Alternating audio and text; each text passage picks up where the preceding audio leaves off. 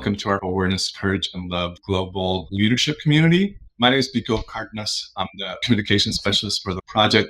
And we have with us today Manuela O'Connell. She's a licensed therapist. She's an established author.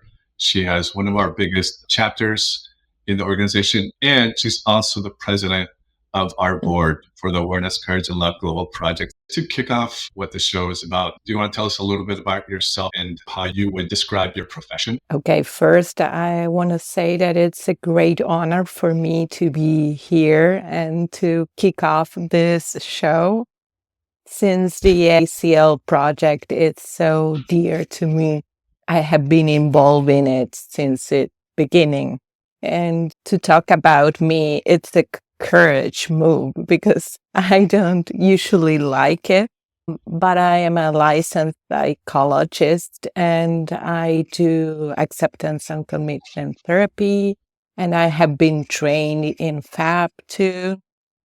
And I have been around mental health, not only in the consulting room, but also I have done several things for general public. And I do like to do interventions that can have a greater impact than only the healing process that is inside a consulting room, more like a transformational thing. Because what is my main goal or longing, I may say, more than goal, is to change the world in a way, not in a big manner, but in little things. And I'm hoping to make this world a better world for a lot of people with less suffering and more love. You also touched a little bit about this already, but what drew you to ACL? How long ago was that? And how did you know that this path was something for you? Okay, that's a very important question for me. I do, and I did work a lot before in helping unprivileged populations and here in my country. And I think that was really important for me.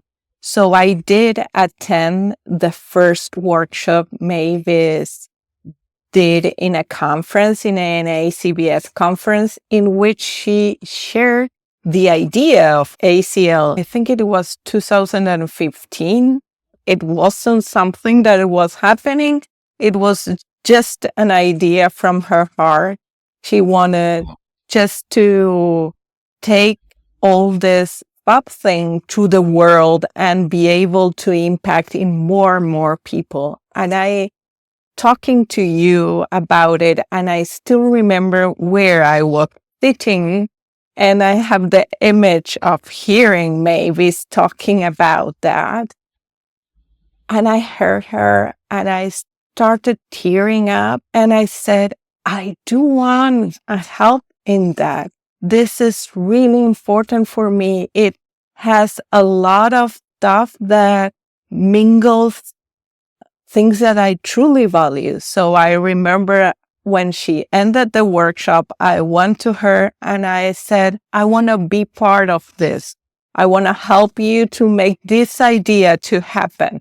So I started ACL there. And I think when she did the first protocol, I offered the first protocol right away. And I was there with Mavis when we were figuring out how to develop that, and I haven't stopped since. So a long time ago.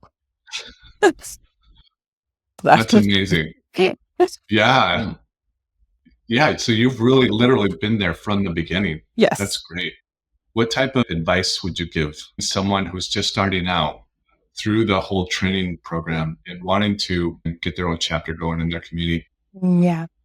So the first thing is something I said. It's connect to the true meaning it has for you as a leader to offer that, because it still happens to me whenever I offer a new meeting. I end the meeting with that huge sensation. This was so good, even if the meeting didn't went well, but this is just the right thing to be doing for me right now. And that connection and intimacy with my own values helped me go through all the ups and downs.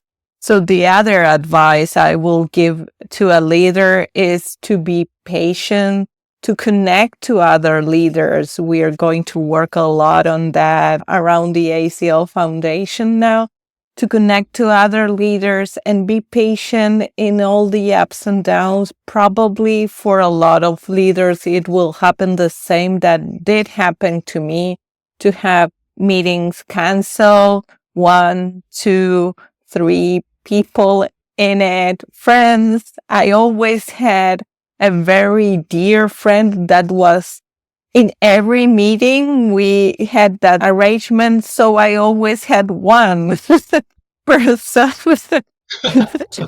At least one person. At least one person for sure. And that was really a very loving action from my friend. And to be patient and stay committed. And along the years, things change. A lot of people see my meetings now, and I usually have from 20 to 30 people. And during pandemic times, I had 60 people on meetings. And they say, oh, but you run successful meetings. But there was a long, like 5 years of not and staying there and going through that path still. Yeah. It's easy to say she's so successful and see like these big results, but there was a lot that went into that. So along the same lines, Manuela, if you had to come up with one thing specifically that you're trying to learn from this community, what would that be? I have to confess, it's a kind of healing process for me too. When I started doing FAB workshops with Mavis and Bob, I ran out of every workshop because I feel ashamed and embarrassed and anxious. I'm sorry, you said rant out. I'm not. I ran out. I left the workshops. Wow. Like the first time after 15 minutes, and then I stayed longer and longer. So I find challenging to be true to myself with others. Sometimes shame and anxiety and self-judgment and self-criticism. It's a huge part of what happens to me and blocks true connections. And that is something I learn and I'm still learning. So when I'm leading ACL meetings, I am learning too. Yeah.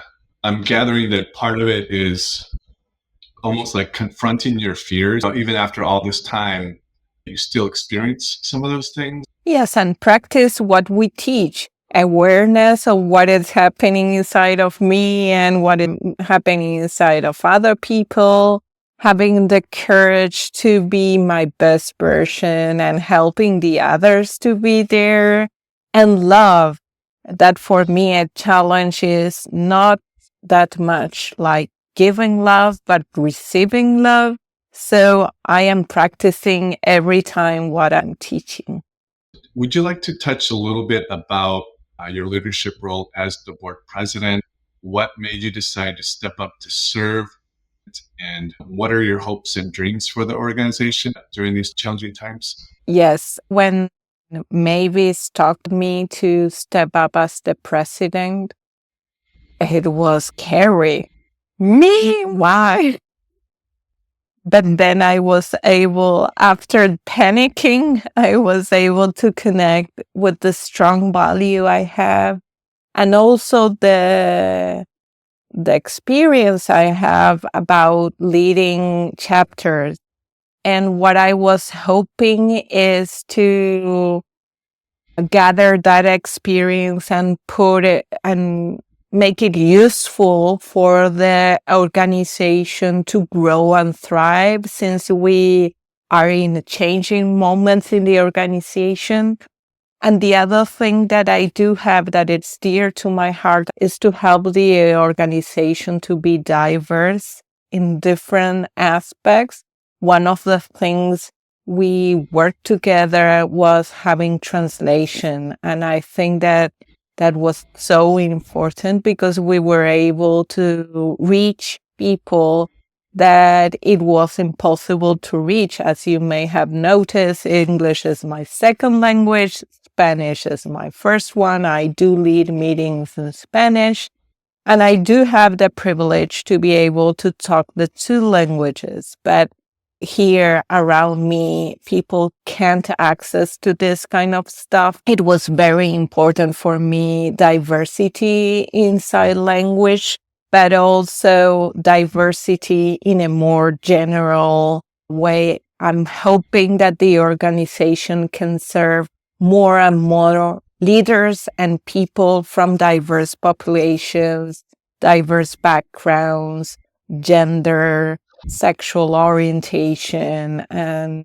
religion, and different things to help more this world be filled with awareness, courage, and love, and in equality, and taking into account the difference in privilege that are around. Manuela, is there anything else you'd like to say or any other question that you would like to cover? One thing I want to say is that I feel a lot of gratitude for being here and being part of ACL, and a special gratitude to Mavis for dreaming about this and putting all of ourselves on board of her dream, that now it's not only her dream, it's a dream that we can all share. And I think it is really making this world better, and it has the potential to make it much, much better, to reduce suffering in many people, the suffering of isolation, and bringing back that essential longing that we all have for connection. I hope a lot of people can connect with that. It's not something that the world gives you. It's a way you relate to the world, that gratefulness. So that's my final thing, a gratitude that it's a face of love, it's part of love.